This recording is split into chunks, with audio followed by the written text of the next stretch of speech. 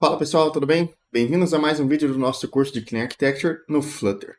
Hoje eu vou mostrar para vocês o SQFlight. Tem gente que chama de SQFlight, tem gente que chama de SQLite.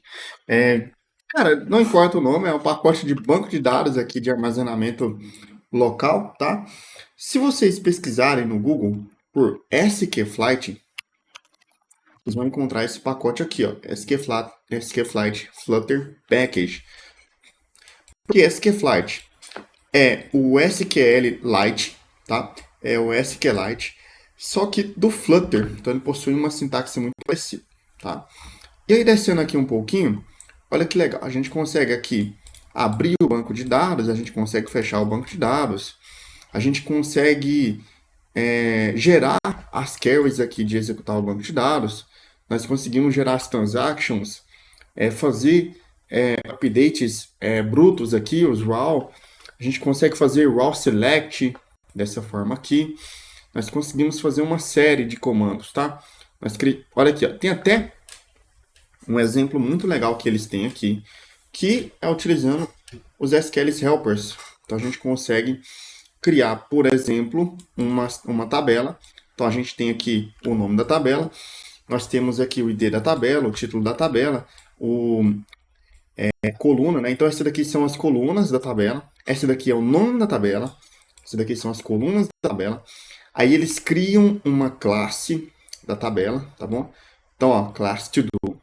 Aí eles têm os métodos de toMap e fromMap, que são essenciais para que a gente possa transformar dados de um banco de dados em um objeto com o toMap, né, ou com o fromMap, e o toMap, que é transformar os dados que vêm lá do banco de dados, do SQFlight, em um objeto, vice-versa. Aqui ele tem um to-do provider, a gente inicia o database, a gente inicializa o database. Cara, sensacional isso daqui, nós utilizaremos isso nesse curso. Então, o que nós vamos fazer? Ó, tem até aqui um exemplo de fazer um query, né, de buscar a lista aqui. Nós vamos utilizar esse banco de dados na nossa aplicação e nós começaremos instalando ele, né? Vamos pegar as instruções de instalação. Installing. Você pode criar aqui, copiar esse comando. Eu gosto sempre de vir na linha de comando manualmente e colocar ó, flutter add skflight. Dessa forma. Então, skflight. Instalamos o pacote. Se nós viermos aqui no pubspec.yaml, você vai ver que o pacote está instalado aqui na linha 37 e seguiremos com ele. Nesse momento, qual que é a primeira coisa que a gente precisa fazer? Nós precisaremos criar algumas pastas e abrir o banco de dados primeiro. Nós precisaremos criar a tabela, abrir o banco de dados e vamos lá fazer isso.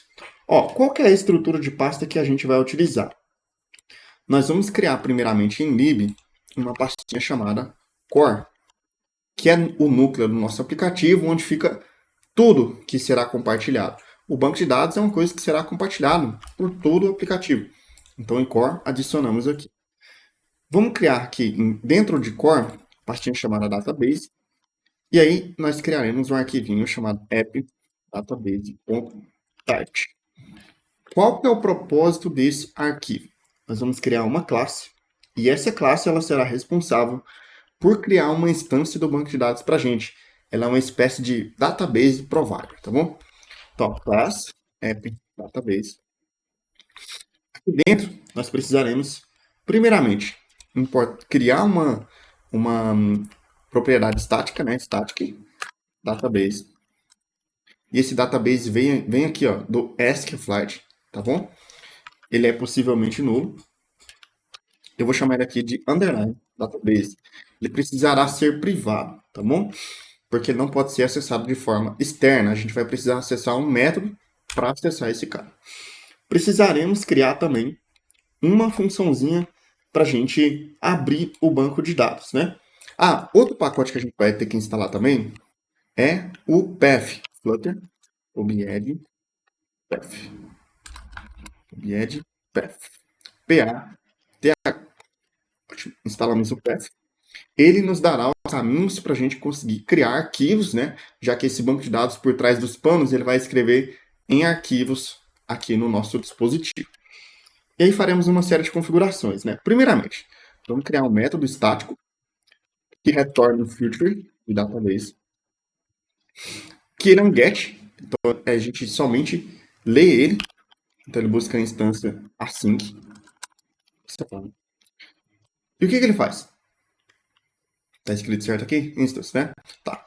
Se o nosso underline database é diferente de nulo, significa que o nosso banco de dados já foi inicializado alguma vez. Isso aqui é um singleton, tá? Então, return underline database. Bom, aí a gente precisa colocar uma exclamação, porque a gente tem a certeza. Se ele não é nulo, a gente retorna ele. Se não, a gente vai atribuir aqui o database a uma função, tá? A gente vai ter que criar uma função que carrega o banco de dados, await underline init database, vai ser o nome dessa função. E, final das contas, depois que ele carregar, a gente retorna o underline database. Ótimo. Beleza. Ó, agora a gente vai ter que criar essa funçãozinha de inicial database. Então, static database underline init database.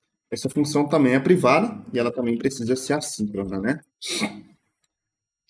Qual que é o nome aqui do banco de dados, né? Então a gente primeiro tem que criar o banco de dados. Então, final, a gente precisa pegar o caminho primeiro com o path. Path recebe join, tá? Esse join aqui, ele vem do path. Await, na verdade o join é de string, né? Mas ó, get database path, que é uma funçãozinha que vem dentro do SQLite. E nós precisaremos dar um nome para esse banco de dados. O nome desse banco de dados que eu vou dar aqui agora é focusflow.db. Ótimo. E a gente retorna aqui o Open Database, passando o path. Depois nós precisamos passar uma versão para ele. Vou colocar a versão 1. E a gente precisará executar alguma coisa quando esse banco de dados inicializar, que é a criação da tabela ao menos, né? E aqui existe uma função chamada onCreate. E esse onCreate, ele tem uma série de coisas que a gente pode executar. E nós criaremos uma funçãozinha onCreate que vai receber tudo isso aqui, tá? Então, ó, static feature void underline onCreate, que é assim também.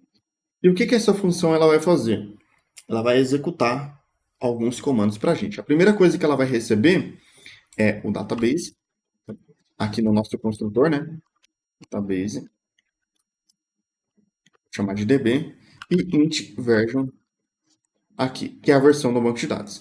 Então ele recebe aqui tanto o database aqui, que é o banco de dados, e a versão do banco.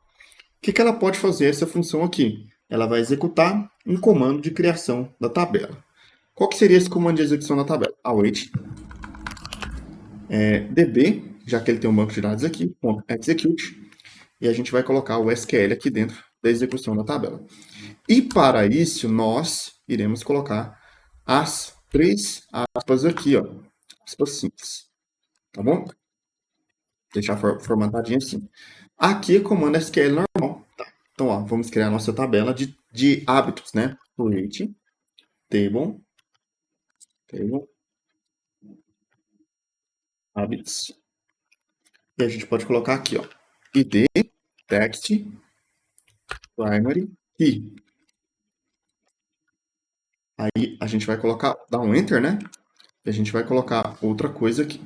Vamos dar um enter aqui também nesse cara, para ele ficar formatado. Title text not null. Aqui também created at text not null. Então nós vamos criar um appzinho aqui, gente, de hábitos. Tá? Então a gente vai cadastrar hábitos nesse cara, ele tem o ID, ele tem o título e ele tem a data de criação do hábito, tá bom? Aí, beleza, agora a gente pode passar esse onCreated para cá e, enfim, nós configuramos aqui o nosso banco de dados. Acredito que nesse momento a gente criou certinho o nosso banco de dados aqui e aí nós podemos melhorar um pouco. Aqui dentro de database nós poderemos colocar aqui uma pastinha chamada tables, que nós podemos mover esse comando lá para dentro. Então, ó, a gente pode criar aqui um arquivinho chamado habits table.dart. a gente joga esse comando aqui para dentro. Então, ó, const string create habits table recebe esse cara. Aí, aspas triplas, né? Três aspas simples. Dessa forma.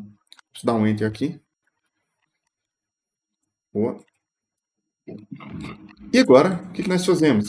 Nós importamos esse comando para cá, essa carinha para cá. Boa. Aí ele executa pra gente esse cara. O que mais nós podemos fazer aqui, ó? Nós também podemos fazer igual é recomendado na documentação deles, tá? Vou vir aqui no example, no readme, e olha como é legal eles fazem aqui, ó.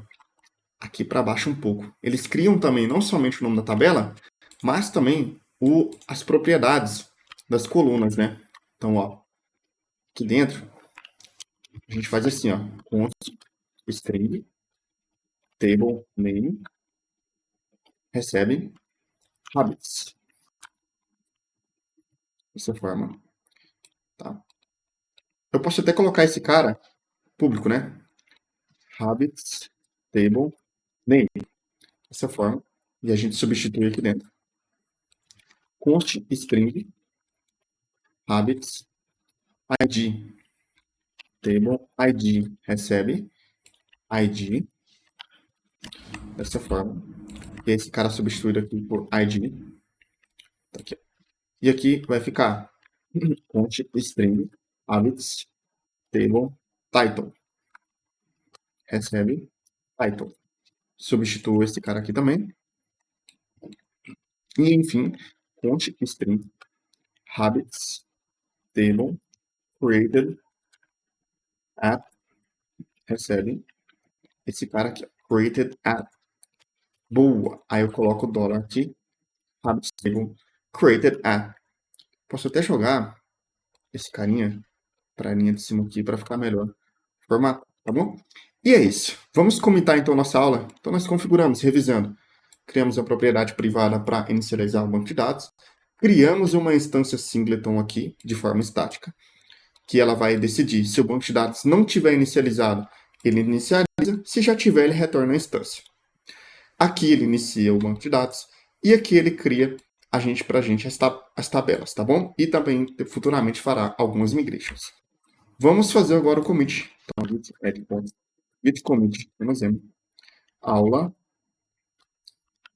banco, aula, skflight, git push. Muita coisa legal, tá bom? Então é isso, pessoal. Espero que tenham gostado. Até a próxima aula e valeu!